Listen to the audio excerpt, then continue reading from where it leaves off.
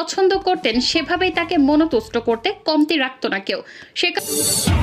ছাত্র জনতার অভ্যুত্থানের মুখে আওয়ামী লীগ সভাপতি শেখ হাসিনার প্রধানমন্ত্রী পদ থেকে পদত্যাগ করে দেশ ছাড়ার ৫ দিনের মাথায় তার সন্তান সজীব ওয়াজেদ বলেছেন, শেখ হাসিনা আনুষ্ঠানিকভাবে প্রধানমন্ত্রী পদ থেকে পদত্যাগই করেননি, সে সময়টুকু পাননি তিনি।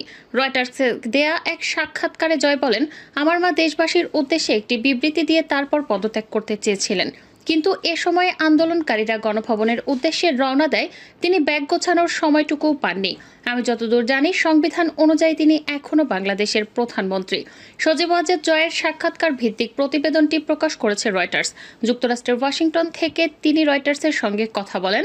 তবে জয় এমন দাবি করলেও বাংলাদেশ সেনাবাহিনীর প্রধান জেনারেল ওয়াকারুজ্জামান ভিন্ন কথা বলেছেন। গত সোমবার ৫ আগস্ট দুপুর ২:৩০টার দিকে শেখ হাসিনা তার ছোট বোন শেখ রেহানাকে নিয়ে ভারতের পথে সামরিক হেলিকপ্টারে করে রওনা দেওয়ার কিছুক্ষণ পরই সেনাপ্রধান গণমাধ্যমের সামনে কথা বলেন। বিকেল ৪টার দিকে জেনারেল ওয়াকার বলেন, প্রধানমন্ত্রীর পদ থেকে শেখ হাসিনা পদত্যাগ করেছেন। রাজনৈতিক দলগুলোর সঙ্গে আলোচনার ভিত্তিতে এখন অন্তর্বর্তী সরকার গঠন করে তাদের দেশ পরিচালনার দায়িত্ব দেওয়া হবে। তার এই বক্তব্যের প্রায় ২.৫ ঘণ্টা আগেই শেখ হাসিনা ভারতের পথে রওনা দেন বলে বিভিন্ন সূত্রে জানা যায়। এর পরদিন রাষ্ট্রপতি সংসদ ভেঙে দেন। ৪ দিনের মাথায় বৃহস্পতিবার নোবেলজয়ী অর্থনীতিবিদ ডক্টর মোহাম্মদ ইউনূসের নেতৃত্বাধীন অন্তর্বর্তীকালীন সরকার শপথ নেয়। রয়টার্সকে দেয়া সাক্ষাৎকারে সজীব ওয়াজেদ জয় বলেন, সেনাপ্রধান সহ রাজনৈতিক দলগুলোর সঙ্গে আলোচনা করে রাষ্ট্রপতি সংসদ ভেঙে দিয়েছেন। প্রধানমন্ত্রী তার পদ থেকে আনুষ্ঠানিকভাবে পদত্যাগ না করা সত্ত্বেও একটি অন্তর্বর্তী সরকার গঠন করা হয়েছে বাংলাদেশে। এই সরকার গঠনকে আদালতে চ্যালেঞ্জ করা যেতে পারে। চলমান অবস্থায় আগামী নির্বাচনে আওয়ামী লীগ অংশ নেবে বলেও আশাবাদ জানান জয়। বলেন, আগামী ৩ মাসের মধ্যে অবশ্যই নির্বাচন হতে হবে। আমি আশাবাদী ওই নির্বাচনে অংশ নিয়ে আওয়ামী লীগ ক্ষমতায় আসবে। তা না হলেও আমরা বিরোধী দল থাকব, যেটাই হোক তাতেই আমরা সন্তুষ্ট। শেখ হাসিনা বা তার নিজের রাজনৈতিক পরিকল্পনা প্রসঙ্গে জানতে চাইলে জয় বলেন, যাই ঘটুক না কেন শেখ হাসিনা তার এই মেয়াদের শেষে অবসর গ্রহণ করতেনই। এখন দল যদি আমাকে চায় অবশ্যই আমি সেটি বিবেচনায় রাখব। সাক্ষাৎকারে বিএনপি চেয়ারপারসন খালেদা জিয়ারও প্রশংসা করেন সজীব ওয়াজেদ জয়। খালেদা জিয়া তার বক্তব্যে সব ধরনের শত্রুতা বা প্রতিশোধ পরায়ণতা ভুলে যাওয়ার যে আহ্বান জানিয়েছেন সেটির প্রশংসা করছেন তিনি। জয় বলেন, খালেদা জিয়া তার বক্তব্যে বলেছেন, যা হওয়ার হয়ে গেছে সেগুলো মনে রাখার প্রয়োজন নেই। তার এমন বক্তব্যে আমি খুশি। আমরা অতীত ভুলে যাই। আমরা রাজনৈতিক প্রতিহিংসা চরিতার্থ না করি। আমাদের সবাইকে একসঙ্গে কাজ করতে হবে, সেটি ঐক্যমত্যের সরকার হোক বা না হোক। গণতান্ত্রিক লড়াইয়ের জন্য বিএনপির সঙ্গে কাজ করতে ইচ্ছুক জানিয়ে আওয়ামী লীগ সরকারের প্রধানমন্ত্রীর উপদেষ্টা পদে থাকা জয় বলেন, বাংলাদেশ একটি গণতান্ত্রিক নির্বাচন আয়োজন ও গণতন্ত্র পুনরুদ্ধারে আমরা বিএনপির সঙ্গে কাজ করতে চাই। আমরা তাদের সঙ্গে কাজ করতে চাই এটি নিশ্চিত করার জন্য যে বাংলাদেশের শান্তিপূর্ণ গণতান্ত্রিক পরিবেশ থাকবে, সেখানে অবাধ ও সুষ্ঠু নির্বাচন হবে। গ্রেপ্তারের হুমকিকে আমার মা কখনো ভয় পাননি উল্লেখ করে জয় বলেন, আমার মা ভুল কিছু করেননি। তার সরকারের লোকেরা বেআইনি কাজ করেছেন, তার মানে ছিল। তার বিরুদ্ধে রয়েছে প্রায় ৪৭টি ফৌজদারি মামলা, যার মধ্যে ১২টি হত্যা এবং ৭টি জমি দখলের অভিযোগ। তবে সবকিছু উপরে যে অভিযোগটি সবচেয়ে গুরুত্ব পেয়েছে তা হল রাষ্ট্রবিরোধী কার্যক্রমের সংশ্লিষ্টতা এবং গোপনে সীমান্তবর্তী এলাকা অস্ত্র সরবরাহের প্রমাণ। এই গ্রেপ্তারকে কেন্দ্র করে জাতীয় রাজনীতিতে ব্যাপক আলোড়ন সৃষ্টি হয়েছে। ২. সমন্বয়ক নাহিদের বাড়িতে সেনাবাহিনীর ভয়াবহ অভিযানে উদ্ধার ৯৮,০০০ কোটি টাকা।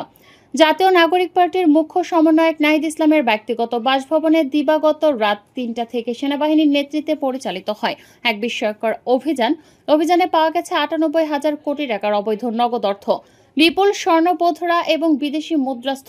এমন নজিরবিহীন উদ্ধার দেশের ইতিহাসে প্রথম। রাত ২টা ৫০ হঠাৎ করে নীরবতা ভেঙে ফেলে সামরিক টহল গাড়ির গর্জন দেয় সেনাবাহিনীর স্পেশাল টাস্ক ফোর্সের ১২টি গাড়ি ঘিরে ফেলে বিশাল আকৃতির ৩তলা ভবনটি। সঙ্গে ছিল র্যাব ও গোয়েন্দা পুলিশের বিশেষ ইউনিট। তখনও এলাকার মানুষের ঘুমের ঘোরে, কিন্তু ১ মিনিটের মধ্যেই সকলে জেগে ওঠে ভয়ার্থ বিষয়।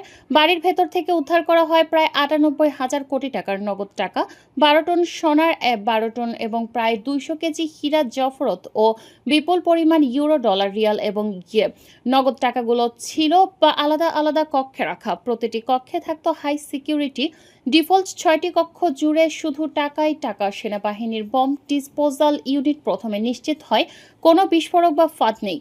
এরপরই শুরু হয় উদ্ধার কার্যক্রম। এই প্রশ্নই এখন বুকপাক খাচ্ছে জনমনে, কিভাবে একজন রাজনৈতিক দলের মুখ্য সমন্বয়ক, যার কোনো মন্ত্রিত্ব বা ব্যবসায়িক পরিচয় নেই, এত পরিমাণ অর্থ, স্বর্ণ ও মূল্যবান সম্পদ জমিয়ে রাখতে পারলেন।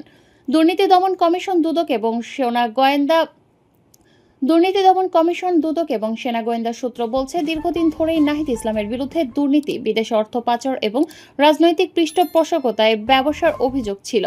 তবে তার বিরুদ্ধে এত বড় অঙ্কের অর্থ থাকার প্রমাণ কখনো মেলেনি।